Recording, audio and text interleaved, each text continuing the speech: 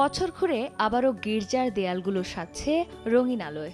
আর মাত্র কয়েক ঘন্টার হিসেব, তারপর ৮ থেকে ৮০ সব বয়সী খ্রিস্ট ধর্মাবলম্বীদের পদচারণায় মুখর হবে গির্জাগুলো।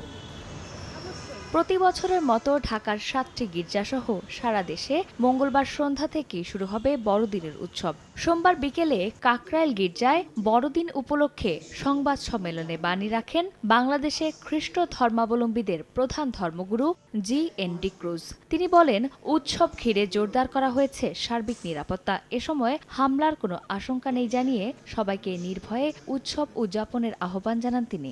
আমরা বিশ্বাস করি এবং আমরা দেখতে পাচ্ছি যে ভয়ের কোনো কারণ নেই, কারণ আমাদের এখানে যে সেনাবাহিনী তারা এসে নিরাপত্তার আশ্বাস দিয়েছেন, পুলিশ বাহিনী এসেছেন, সরকারের পক্ষ থেকে, গোয়েন্দা সংস্থা থেকে আমরা ভয় পাচ্ছি না।